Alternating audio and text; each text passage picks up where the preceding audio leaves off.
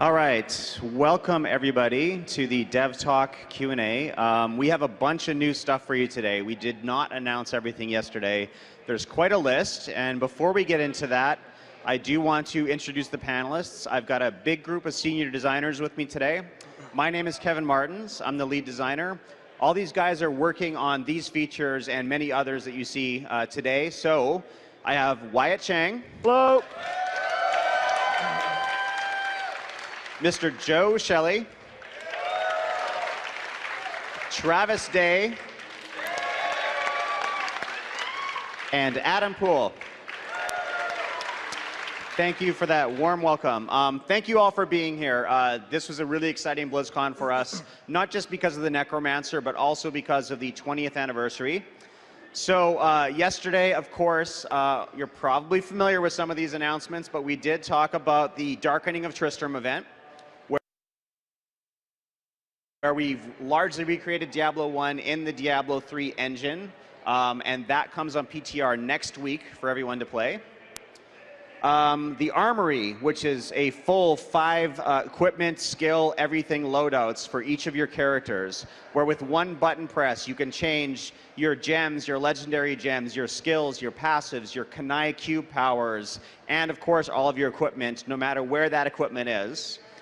That's probably like a small feature that, at least for me, has a huge impact that saves me a lot of time. And the Rise of the Necromancer pack, which is not just the Necromancer with all of the VO for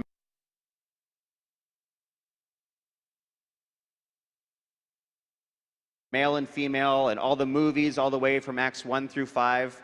It also comes with 2 character slots, 2 stash tabs, a Necromancer pet, and a slew of other cosmetics that we'll be unveiling over the next little while next year. So today, we have a bunch of things. And first up, this one was important to me. We've wanted to do this for quite a while, and the team pulled together, and we are bringing Seasons to consoles.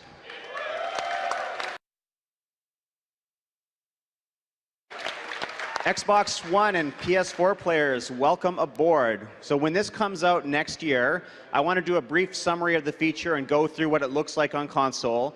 And I understand that many of you are familiar with Seasons from the PC build.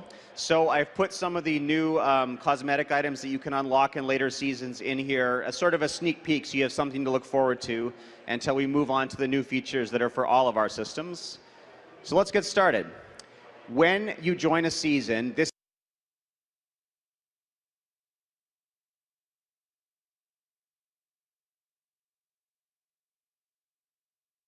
is a reset of your character and your account for everybody at one time on Seasons, just like it is on PC. As a community, everyone starts from scratch and starts creating seasonal characters at the same time. And so multiplayer is often a big part of this. When you've created your seasonal hero, you choose which class you want, and you choose whether you're going to play normal or hardcore. I definitely recommend playing hardcore. About half of the seasons that I play on PC, I play hardcore because even if I'm playing an identical build to what I normally do, I get all cagey and scared, and I start using my defensive abilities and my movements, and it feels totally different even with identical characters. So this is a great place to try out hardcore without risking one of your characters.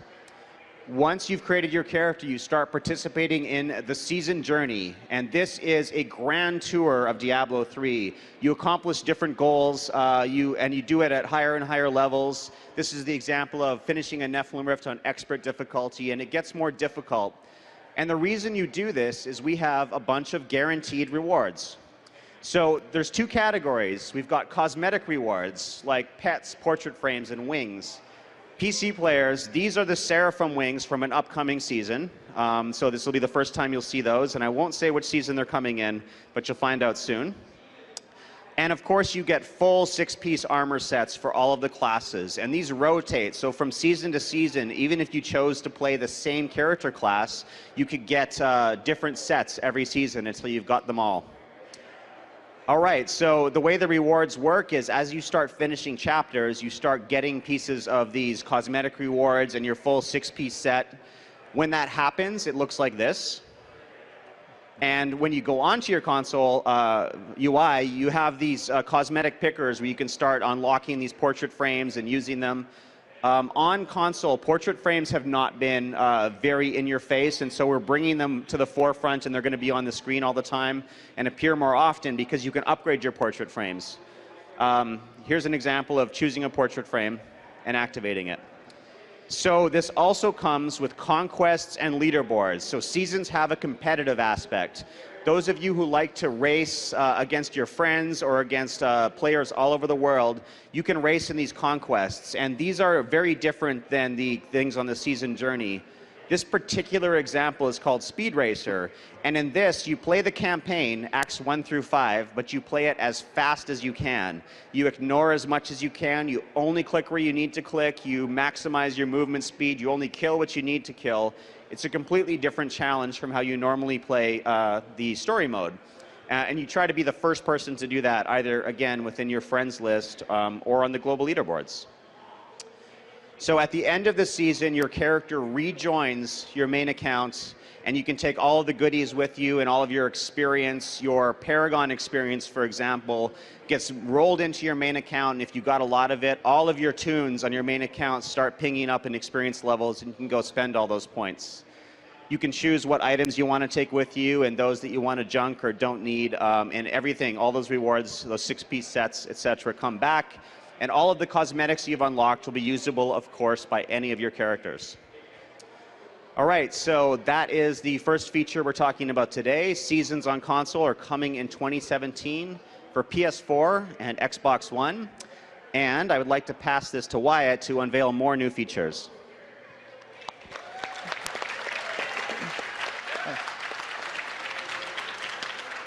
Hey, folks. I know you probably want to know a lot more about the big features that are coming, but sometimes the major changes to the game aren't just the big ones, and we've got that coming, like the Necromancer and the anniversary event, but sometimes the biggest changes are actually the little tiny details. Like, last BlizzCon, we were talking about how the Death's Breath was, it was yellow before, and then we were changing it to teal, and then when you go home and you play, you're like, oh, I'm so glad that you guys changed it from yellow to teal. The game's so much better now. Those little changes can make a huge difference. And we've got more little changes like that coming up for you. Let's take a look at one of them now. One of the requests that we got. I wish each and every crafting material would be treated exactly like blood shards and gold. Account-wide counters that require no stashing and no inventory management, asks Deus. All right, so your stash looks like this right now, right? You've got your yellow mats, your blue, you've got your Kanai cube materials from all the bounties that you've run. Starting in a future patch, it's going to look like this.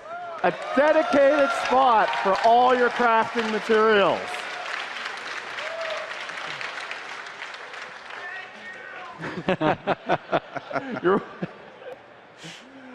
Now, one of the things that's important to us is that the items still feel real and tangible. We've talked about this before. This is why instead of doing auto pickup for a lot of these materials, we instead added vacuum pickup so that you still see the item on the ground, you click, and you pick it up. And we wanted to reinforce that.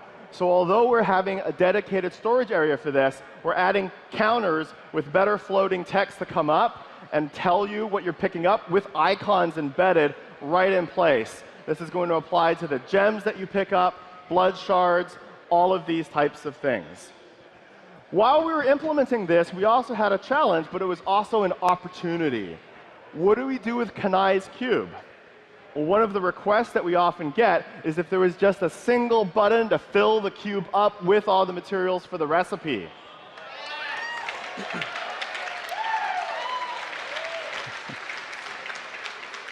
Now that we have dedicated storage for your crafting materials, it made a lot of sense to have your Kanai cube recipe fill itself with a single click of a button.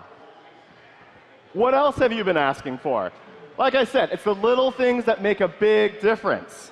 Well, if the Transmogrify Artisan had a dye kiosk, she could have all the dyes so you don't have to keep going from different vendors hoping they have the color that you're looking for. It's a request from World Breaker, and not just World Breaker, but many of you have asked for this.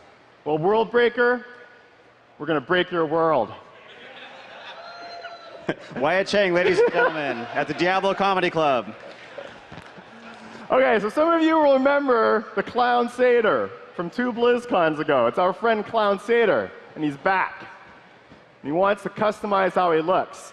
Well, in a future patch, the Mystic is going to have an extra tab right next to Transmogrify. Now, the Clown Satyr is going to have an even easier time looking super styling. You can change your chest piece, you can transmogrify it to the way you want, switch over a tab, change it to the color that you want. It's all there. All right, and I know this is a big one too. Please allow us to level our legendary gems faster. Okay, now, this was a tough one for the development team because greater rifts and leveling the legendary gems is a core part of the end game for Diablo 3. That's a core activity. We wanted to be really careful about speeding it up by too much. But we had an alternate goal that we were also looking at. In particular, we wanted to find sort of a way to incentivize people to stay alive. Right now we have softcore, we have the normal game, and we have hardcore. And in hardcore, it almost feels like, you know, death has an enormous penalty. But in normal play, it almost feels like death sometimes doesn't matter enough. So what we're doing is, starting in a future patch really soon, you're going to get another bonus roll on your legendary gems if you complete the Greater Rift without dying. So it looks like this. You get 3 rolls to upgrade if you complete the Rift, a 4th if you empower the Rift, and if you complete it without dying, a 5th. And as you can tell, if you're hardcore, then you're going to get that 5th roll every time, unless you die, in which case you don't care anyway. All right. So that's great. Those are some small changes that make a big difference. I'd like to pass it off now to Joe Shelley. He's going to cover some of the changes coming to Adventure Mode. All right. Thanks, Wyatt. Let's talk about Adventure Mode. We've got new zones for you. And they're going to be in Act 2, up in the north of Chaldeum. The first zone we want to announce today is the Shrouded Moors. This is a rain-swept, windy, desolate place. People have come here, they've tried to settle. You can see the wall that's crumbled. Someone had a house there once. It's gone. Monsters, demons. It's a harsh place. And there are ancient monuments with runes on them from people who settled here, moved on. We've got some of the concept art from the Shrouded Moors here. These are some trees that have been blown over by the wind because it's so unforgiving. And another shot of those monoliths with the runes. Our concept artists do all of these pieces so that we can come up with the way that the zone is going to look. This is a preview of the zone right now. We've got, it's in development, and you can see it's very rocky. There are a lot of plateaus, grass. It's a dark and misty area. The second zone that we're doing is the Temple of the Firstborn. This is one of the oldest places in Sanctuary. In fact, it's the place where Inarius and Lilith came. And the place where humanity was first set foot upon Sanctuary. This concept piece features some monks with fire, and we're going to have some really nefarious stuff in here. It's got this Lovecraftian vibe, which is very different from many of our other zones. And this zone is deep, deep underground. There's a relief here of a guy who's in the stained glass there having, really, it's not going to be a good day for him, it looks like. And this is a paint over. We do these to get an idea of what the zone is going to look like when it's finished, so that we can see in very great detail, and we can plan how are we going to fill it with monsters, what is the light going to look like. Pay attention especially to the darkness and the shadows and the way that the light spills across. It's very high contrast. Now, you may have seen a sneak peek of this zone if you got a chance to play the demo today on the floor, and if you haven't, there's still time. Just don't leave now. But this is the first part of the zone that we have finished. We're working on more of it, and again, notice the shadow and light interplay there. This is a very dark place. So I told you we've got 2 new zones, but we're also, our artists are always trying to find new ways to put Sanctuary together. And let me just show you the realms of fate here. You can see, of course, we're in West March, right? We're going to go through this gate. Everything seems normal. There's some weird effect, but it seems pretty normal, right? And now we're in the Pandemonium Fortress. So we're trying this idea of having this sort of portal world where the zones can connect in unexpected ways, and you can move from one to the next just as you're walking through. This last one here, it transitions into this pile of bodies from West March, which is one of my favorite places. All right. So, what would new zones be without new monsters, right? These are some of the concept pieces that we're working on for the zones. We've got a lot of demons for the temple, and we've got some other guys for the Shrouded Moors. The guy on the left here is like a crow monster. I can see him sitting up on one of those walls in the moors. And Soul Reaper guy on the right seems like a perfect fit for the Temple of the Firstborn, right? And this one I really wanted to show you guys because it's a great example of how we approach bringing monsters into the world. So, of course, this is a shot from the Temple of the Firstborn. And one of our artists had painted on these little centipedes. And this is to show how the centipedes could crawl down the walls. They could crawl across these chains. How could they emerge and jump out and scare you? Now, those are concept pieces, but we've also got one of the monsters that you'll be fighting modeled out. You can see on the left and the concept on the right. This is the shepherd. And we've actually got him in game. He's very tentacly. He's going to be a ranged caster that's bringing up spirit energy and channeling it at you. You'll see these guys near the bottom of the temple. All right. So those are the zone changes that are coming. But some of you are probably thinking, all right. I love the new zones. New zones are great. New monsters are great. This all sounds great. But what about greater rifts? What do you have for us? Or to put it another way, I do grift. And we have some awesome stuff for you. We have a brand new way to spawn monsters in greater rifts.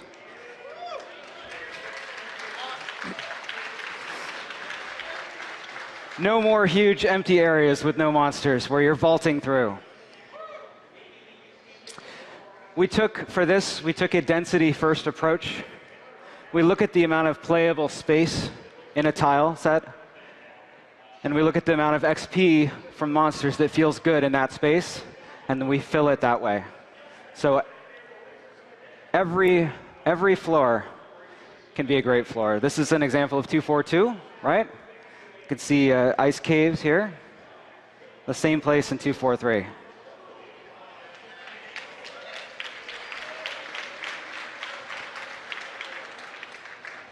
So that's great.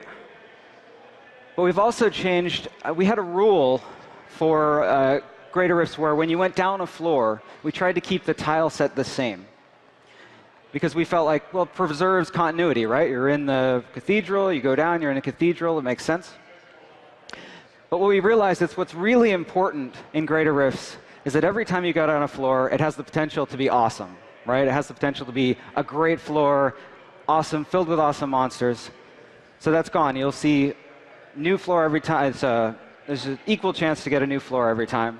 And monster populations can now spawn on any floor. So even floors that had monster populations that maybe your class had more trouble with, you'll be able to see different monster populations now. Also, the size of each floor is more consistent. And finally, entrances are now safe. I have to say, as a demon hunter, I've gone down the floor. There's 3 elite packs. They jump on me. I run back up the floor, go up and down, up and down. That won't happen anymore. OK, so that's great. That's a bunch of great stuff. We've also got, though, let's see, have any of you fought, let's see, Lakuni, you know? They're leaping at you, or maybe the winged assassins, and you're shooting them, but they just somehow, they make it that last step and punch you. Well, now, you can kill them all in midair.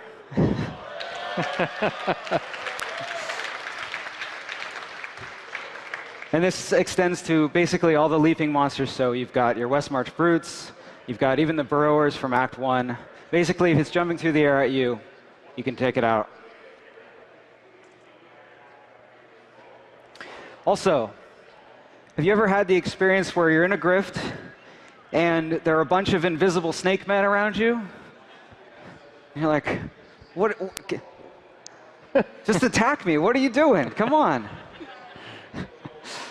Well, they're going to jump out and attack you now.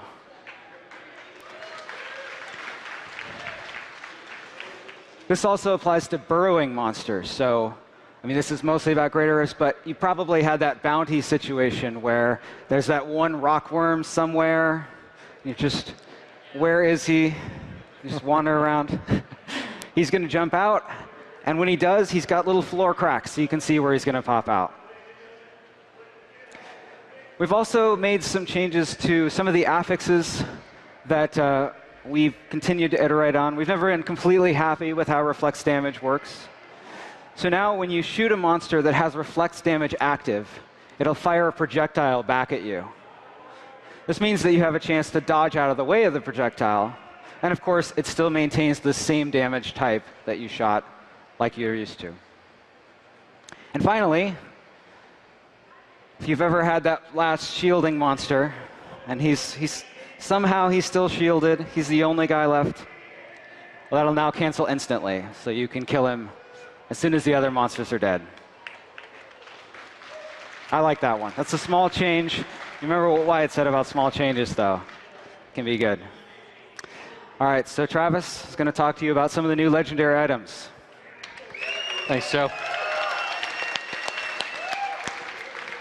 So what would a new Diablo patch be without a bunch of cool new items to find? So in patch 2.4.3, we've got some new things coming for you. It's always been one of our goals that every legendary in the game does something really cool. And we've got some items that aren't there yet. So I'm going to show you what we did with a few of those. Some of you might remember Saffron's Wrap. Not the best item ever. But I remember playing when the game first came out in Classic. I had these awesome whirlwind builds where I'd whirlwind through like giant packs of mobs and hammer overpower. And we thought, you know, it'd be really cool if we brought overpower kind of back up in there, sort of gave the whirlwind set a little boost. So Saffron's Wrap now, whenever you use overpower, the next overpower is going to do bonus damage based on the number of enemies you hit. So we wanted it to be powerful, but have some cool gameplay, where you're kind of waiting until you're in the middle of the pack of mobs, and then you hit it, and then your next one's like 2,000% better. So hopefully this will help with that. Up next, some of you may recognize Man-Old Heal as the thing you instantly disenchant when Kadala gives it to you. We wanted to take that and turn it into a really cool lightning wizard build. We always loved the idea of like lightning wizards shooting electricity out of their hands, arcing around the screen. So we thought, oh, all right, well, what if paralysis just did a ton of damage? So now when you get mantled heal and you're spamming your electrocute or assortment of electric spells, it'll do tons of damage and just murder everything around you. Next is Faithful Memory. We really loved the sword. It's been around forever. Also, not the best sword in the game. But now, if you get this, anytime you falling sword into the pack of monsters, your hammers are going to do tons of bonus damage. So you want to like aim for really huge densities and then start spamming out hammers and watching everything die. Rabid Strike. The fist weapon that does some poison damage. Okay, we got rid of that because that was lame. Instead, we thought, all right, Epiphany's really cool, and I love when you teleport around, like spending, and it's really awesome. What if we made a clone of you that duplicates everything you do while you're in Epiphany? So now Rabid Strike will make a duplicate of you that's also going to teleport around, mirroring all of the spenders that you use. For Demon Hunters, so grenades, traps, gadgets have always been part of their kit that we really liked, and we wanted to give them something to sort of play that up. So Hellcat Waistguard will now allow your grenades to bounce additional times, up to, I don't remember, 5 extra. I can't remember how high that goes. But each time it bounces, it'll deal more and more bonus damage. So the final bounce will deal up to 800% bonus damage. So you can really get a grenade build going on. You're welcome. Finally, the Barber. So this one, we just wanted to redefine like how people use Spear Barrage. It's always been kind of this really cool-looking single-target nuke. You're channeling your lasers at people. We thought, all right, that's pretty cool. What if instead you're just charging all of that energy into one guy, and then when you stop channeling it, it explodes. So this will change Spear Barrage from a single-target nuke to instead a channeled skill that stores up all the damage. And when you stop channeling, it detonates for all of that damage and kills everything around. This one's a ton of fun to play with. So that's what we've got to show for items today. I want to kick it over to Adam Poole, who's going to talk to you about one of our awesome new features, Challenge Rifts. Wow. Hi, Blizzcon. I am so excited to be here. I get a chance to represent the Diablo 3 team and show you guys a new way to play Diablo 3. What I wanted to say real quick about this mode, though, is it's only really possible in a game like Diablo 3 and because of the community. This feature would not exist without you guys, so let's dive in and find out why. So Challenge Rifts, what are these? Challenge Rifts are a race for your fastest time in a greater rift. And I know you're saying that's what I do anyways. So why are these different? The difference is everyone's on a level playing field. Everyone has the same hero, same build, same dungeon layout, same monsters and pylons.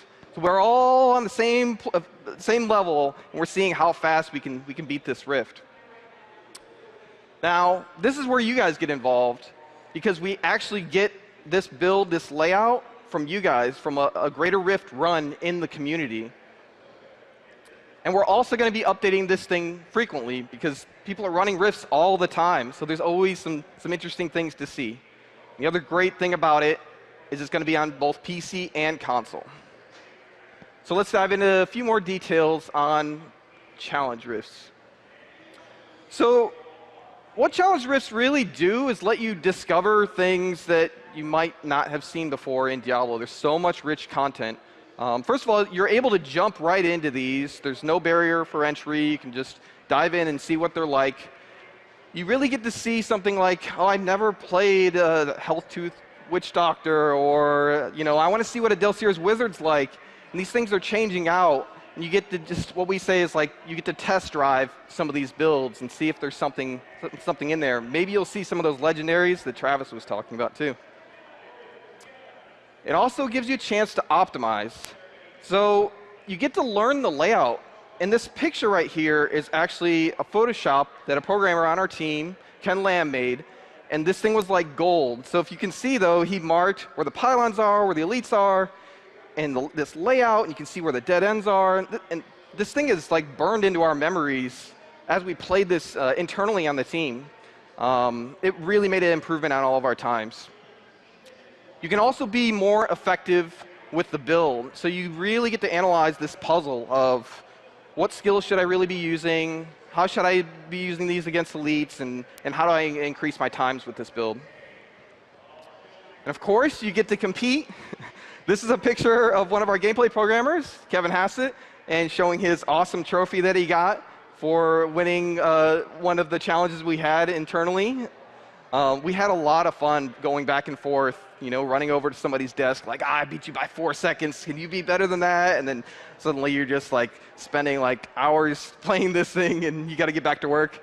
So yeah, you get to compete with your friends on the leaderboards. And for the really dedicated players, which I'm so excited to see, I want to see what the top of those leaderboards really are, and like the really interesting ways that people optimize and discover the little tricks that go along with a build and a layout. And of course, there's going to be rewards.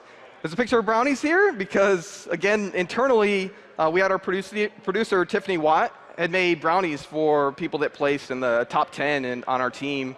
And they were amazing brownies, and they motivated people a whole lot. But for you, we are definitely going to give you a reward. If you beat the original runner's time, we'll be giving you some bounty bags. And we'll be working out the details on the PTR. But we'll make sure that you get to contribute to your main character as you're playing this mode. So I want to show you some quick videos of a challenge rift. This is basically the hub where you get to test out the build. So you can see this is like a Helltooth Angry Chicken build, and just learning what the skills are and how they really work. And then he dives right into the rift, and you can see early on you're just trying to figure out what these skills are and which ones you should be using, and like, okay, I get a little bit of a speed boost there, and it goes down the the right down here on this path. If you remember from that map, this is a dead end. So you get there and you're like, oh, okay, all right, well, I got to remember that next time. And then he comes back around. So this is the second run where he learns, like, oh god, you got to be a chicken like all the time when you're playing this build. So he runs past that dead end and he gets into elite pack and pops that elite pack right away. And then this is painful, but he missed the purple orb, and then he kept going and ran across the speed pylon, which is crazy fast, and you just lose all control. This was so much fun to play for our team. So the other thing I wanted to show you is, of course, it has to have multiplayer. It's Diablo. So everyone gets to dive into that same Rift layout, but they're all using the same build. So we get to learn it together.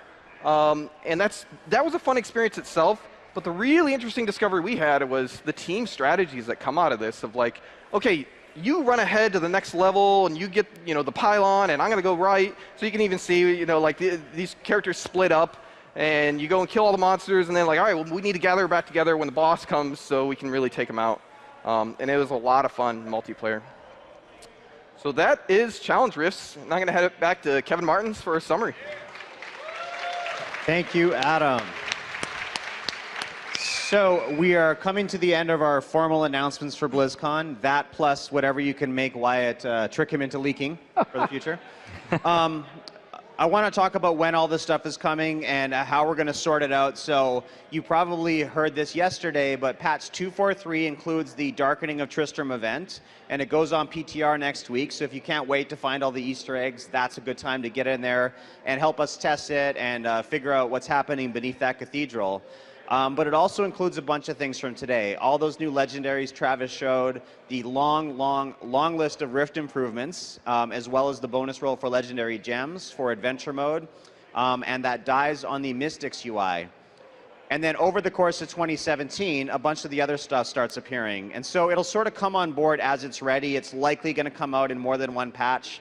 The Armory feature with all of the 5 loadouts that you have, the Rise of the Necromancer pack, which you should definitely go and play, and you can now see, of course, the Temple of the Firstborn sneak peek at the end of that rift, if you can get there. By the way, who got to play the Necromancer so far? It's not everybody. Booth's right there. Okay, Seasons, of course, coming to consoles. Very excited about that. Sorry it took so long. Crafting materials storage UI, which got pretty big applause, I saw. That's great. The new zones, the Shrouded Moors, the Temple of the Firstborn. We'll see what happens with the sneak peek of the stitched together zones in that dream-like land that Joe showed as well. And of course, challenge rifts, where you can make baked goods, challenge your friends, kick their asses, and then eat all those baked goods yourself. With our blessing, that's our job. And that'll be coming out over the course of 2017. So we're going to have a question and answer period, but I did want to take a moment. I said this yesterday, but I so mean it, and I really want to say it again. It has been 20 years that most of us have been together, either playing this game or making this game, or making this game and playing this game. And for you guys to be here with us through this process, through all the crazy highs and lows of Diablo 3, thank you so much. We are not the Diablo 3 team. We are a small portion of that. There was a lot of people back at the office, many of whom are at the booth, who worked their butts off for you guys because they love this game and they love this community. We're paying attention, we are energized and engaged, and we hope that you guys stay that way too, and join us playing all of these new features in Sanctuary next year. Thank you again, and once more, 20 more years.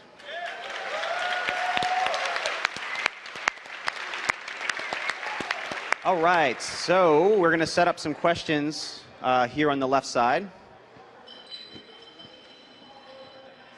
Just want to step forward a little.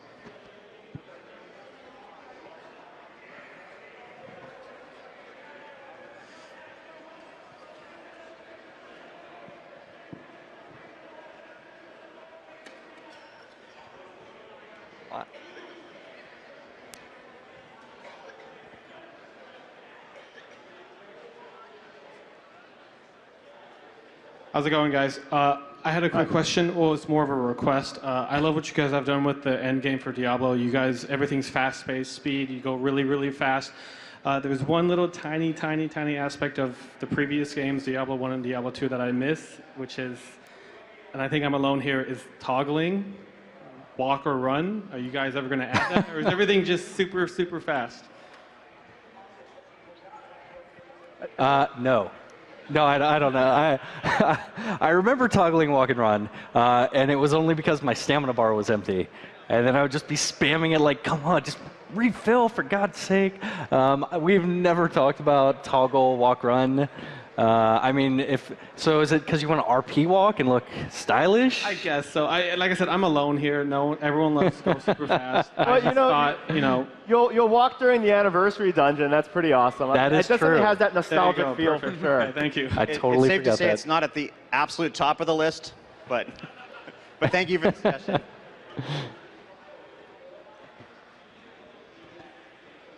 Hi, big fan. I was wanting to know, since all 7 of the Greater Evers are in the Black Soulstone, that constitutes that Tathamet should be out and about and wreaking havoc. So where's Tathamet, or are you going to do anything with Tathamet? Okay, so that logic doesn't automatically follow, by the way. Diablo became the primeval, which is the combination of all of them.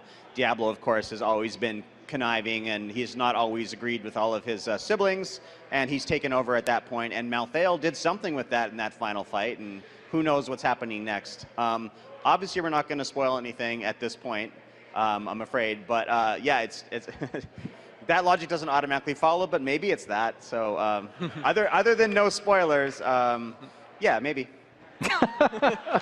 Maybe not. Super committal.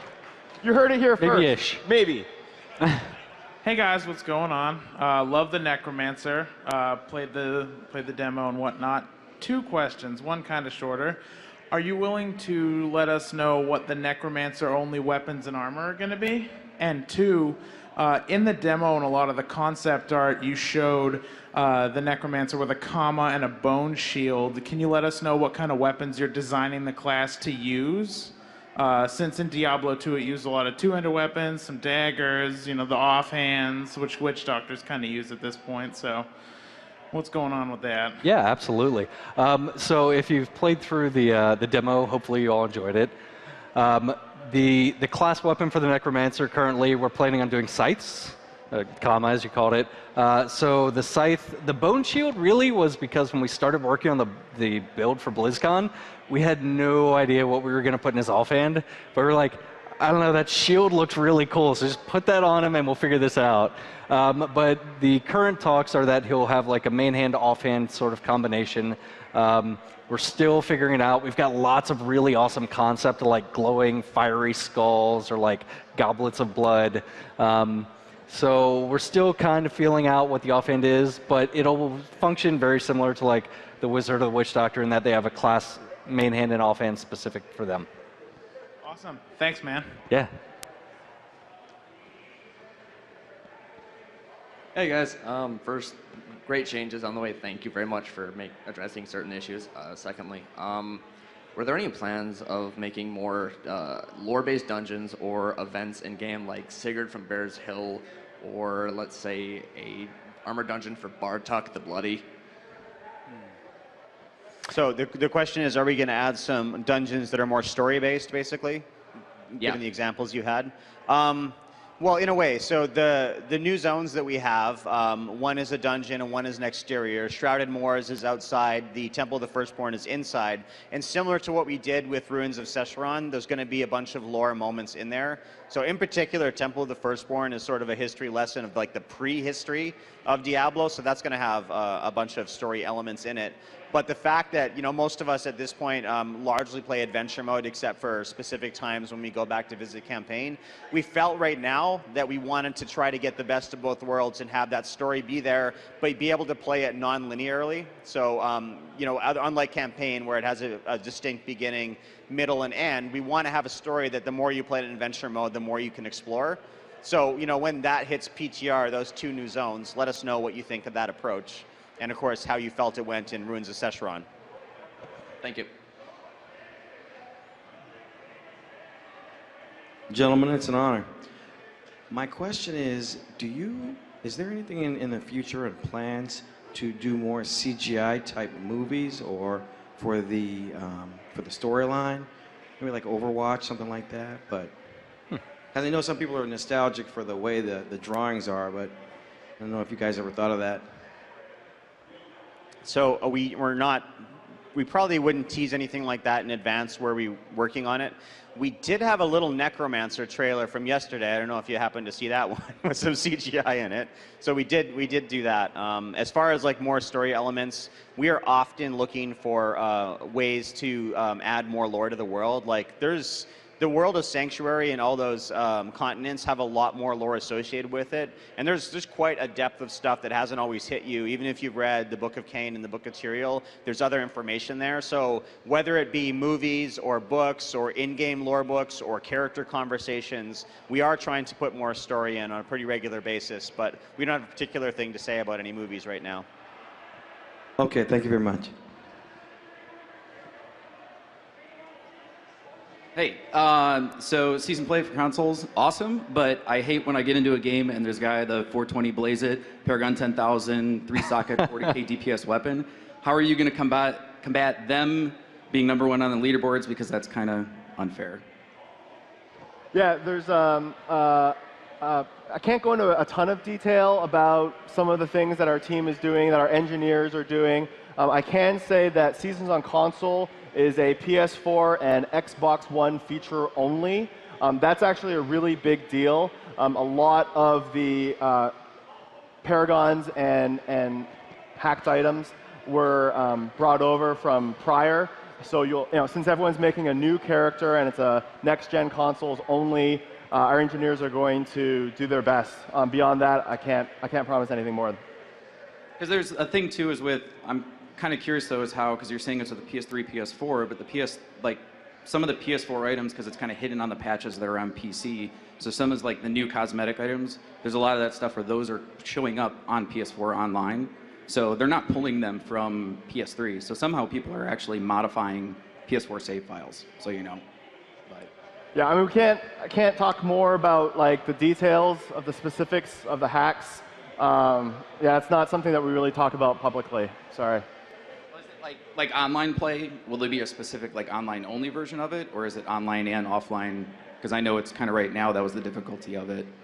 Well, when we're getting closer to launch, we will have more details about that. Partly the feature is still in development, and so that's part of why we can't talk about it. And as far as the hack thing, we basically have a policy of not saying what we're doing about hacking, except to say that we do have a security team who works on that stuff. And so that's why Wyatt gives that answer as well.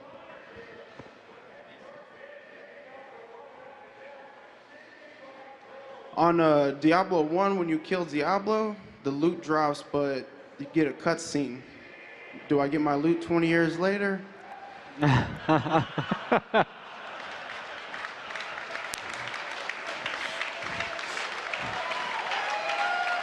That's, I honestly didn't even remember that, but I don't know. well done. We'll have a meeting about that next week. That's a good question.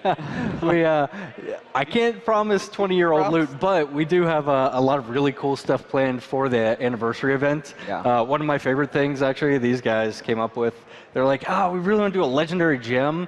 Would it be crazy if you socket it into your helmet? I'm like, hell no. I just want to cram the soulstone right in my face. So you get a legendary helm gem where periodically, like, your guy struggles for control of the demon within and then explodes in fire. So we've got a lot of really cool throwback items. They're not 20-year-old loot, though. The great thing, though, about the Darkening of Tristram is that you can go back and get that loot that you missed 20 years ago. Right on, that's what I want.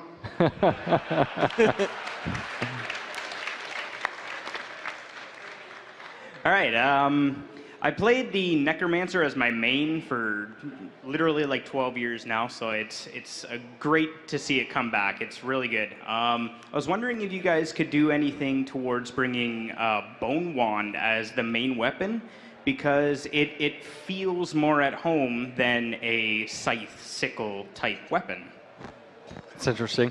I don't think we're going to go with that as the main weapon, but it is super iconic. I could certainly see us doing some kind of like Bone Wand legendary weapon for Necros. Or even part of a set, possibly, if there's... Oh, yeah, absolutely. So there's a bunch of options. Yeah. What'd you think of the Necro? I really enjoyed it. It great nostalgic feel. It was a lot of fun, and everything exploded. Yes, it did. One tiny gripe was corpse explosion. It used to do percentile damage based on that. That can't really happen anymore. It'd be really imbalanced with scaling. But I feel corpse explosion was the one spell that didn't quite pop. It visually does, but not damage. That's totally fair.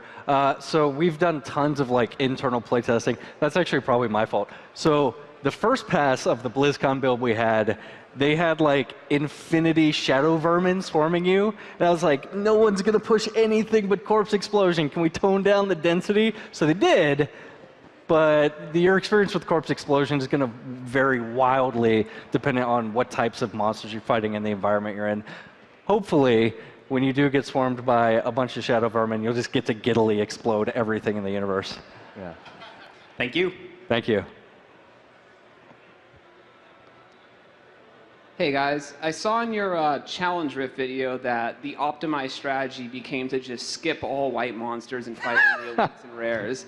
And I was wondering if that is like indicative of that's what you're happy with for the strategy for Greater Rift being, or if you have any plans to do something else. I think it actually depends on the build. So in that particular video, you know, if you're playing a Chicken Doctor, Eric Hears, then that, with, you know, Manajumas, and that is the best way to run that particular build. But there's other builds that are focused on killing, you know, the non-elite monsters as well. And I think that's one of the really neat things about Challenge Rifts, is since it's actually a community-pulled build, the optimal strategy changes based on what it's going to be. I mean, it might be elites in one case, but it might not on another one. Okay, thank you very much.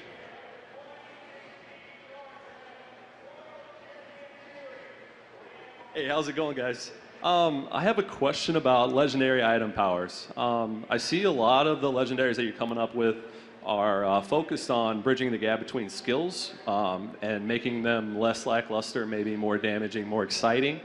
So do you have any plans for legendary affixes like Corrupted Ashbringer, where they're really powerful, they're really awesome, but maybe not cubable, so that more classes could use them, but they're still really cool, basically?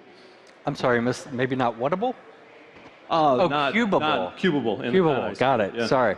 No, I think the cube is a really integral feature to just how your character development works at this point. I don't think there's any talks about making things not cubable. Really, when we're coming up with legendaries, It's partly, what skills aren't getting a ton of use, or what sets or play styles have kind of fallen behind. Sometimes it's just, what do we think would be cool, like with the Lightning Wizard. It's always our goal to sort of keep introducing just cool stuff, and a lot of the time, we just want to make something because, I don't know, it just seems neat, and hopefully people will find a cool use for this. Frequently, when we add items, if the play styles that we added them for aren't like suddenly getting more play, we'll just keep adding more items until it gets there. All right, thank you guys. Yeah. Hi guys. Oh, that's really loud. I played the Necromancer. I really like it. I'm happy with where it's going, and I had played the first 2 games and loved those games. I'm curious, who else was on the chopping block as far as potential characters you were wanting to put back into the game? So you're asking what other classes were under consideration? Right. What was that? Back to the drawing board, Kevin. Made the short list, yeah. No, I mean, we have ideas for brand new classes that have never been done in Diablo. There's other fan favorites like Druid or something Shapeshifter was certainly a very popular thing around the office, Amazon, etc. So yeah, I mean, all the ones you expect are on the list, obviously. So and some ones you guys have never heard of. But Necromancer, I think we're feeling nostalgic and grim at the same time. Maybe it's because Halloween's so close. I don't know. The Necro seemed like the right guy for this year, and so that's the one we took.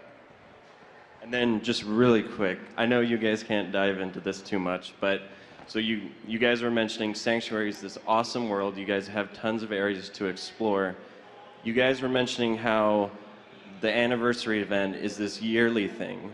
Is there you guys wanting to keep that trend where there's new kind of content you come out only for a short amount of time, or will there be more permanent things that you guys are very interested in doing for the world of Diablo?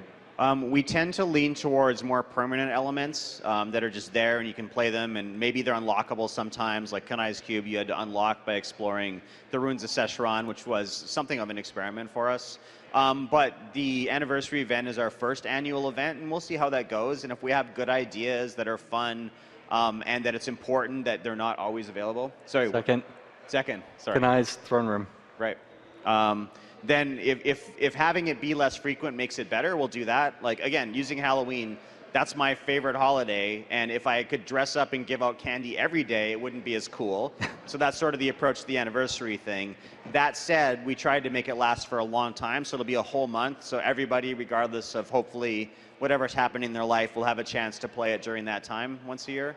I'd also like to add, the Challenge Rift stuff does a good amount of that, where a certain build will come up in a week with a very specific layout, and we will never see that exact same Rift again. It's going to keep cycling those out, and it's been really interesting for the team because, as I said, we've gotten really like our hearts set like, oh, I remember that whole build, I remember that whole like finding the right pylon, and it was really cool. So we're super curious and see what you guys think of that feature as something that feels like exclusive time content. Well, that Wonder Woman movie's coming out, and then there's the Scovos Islands, so maybe we can have, like, theme going on there. Just an idea. Thanks. Thank you. Thank you. Hi, guys. Every season I love playing my Witch Doctor, and I think all the sets are really cool right now, but with the Gargantuans and the dogs, I find that the AI could be kind of strange sometimes, especially, like, maybe you're pushing high-grader rifts, like 80+, and 2 of your Gargantuans want to go and fight trash while you're trying to tank an elite. Do you guys have any plans to improve on the AI of those pets? Maybe make it easier to target certain monsters? You should play the Necro. Joe can talk about AI. Yeah, we do actually look at the AI for class pets. In some ways, they work similar to the AI for monsters, but of course, they're controlled by you, so they have additional restrictions. Yeah, that's something that we go back and look at periodically. So we'll look at it. And one more quick question. With new big patches coming up, when you guys are doing balancing and tuning, are there any plans to change the Legacy and Nightmares set to bring it up to par with the other competitive sets? I don't know if I would say that the Legacy of Nightmares set is behind. I think Legacy of Nightmares is a set that, I mean, it's constantly changing inherently by nature of new legendaries being added to the game. I think there's also always the possibility that there are new undiscovered builds, new interactions to be found. I mean, I think, for example, the Shimizu's Haori with the Fortress Ballista is an interaction that wasn't discovered, you know, the day after Legacy of Nightmares came out. It took a while, and I think we're pretty happy with where Legacy of Nightmares is. I sort of think of it as like a constantly changing fifth set that every class has access to. All right, we are almost out of time. Let's do lightning questions with lightning answers real quick before we have to shut this down. So in the video you had explained just briefly on the armory system, I wanted to know, are the items that were going to be extra sets in the armory system, do they have to stay in our stash or in our inventory, or are they going to be blank, just staying in that armory? The armory doesn't hold anything. Your items are still held in your stash. There's an option to decide whether it goes to your inventory or your stash when you do a swap. All right, one more question, I think. Sorry. Lightning round, lightning round. Yes, answer. no, yes, Hi, guys. yes, maybe no. Hi guys. I really love playing Diablo on PC, and sometimes it hurts my wrists. Are you ever going to support controllers on the PC or on Mac? No plans for that. Go, go, go. Hello, first off, thank you for the necromancer. Very happy with that. Have you guys ever decided about making like a time trial boss fight where you go through like a bunch of the Greater Rift boss and then maybe have like Diablo as a point where you hit him and then you move on and you just go like boss, boss, boss, boss, boss, and you can like raise up the difficulty? Maybe. Yeah, we actually have, that idea has come up. Yeah, interesting idea. Thank you. Thanks. All right, I'm afraid we are out of time. Thank you again so much. I really do hope you enjoy the Necromancer and all these changes next week in the anniversary events.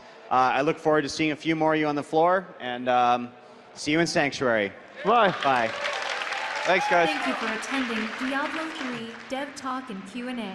Up next, from the arena, the StarCraft II WCS Global Finals.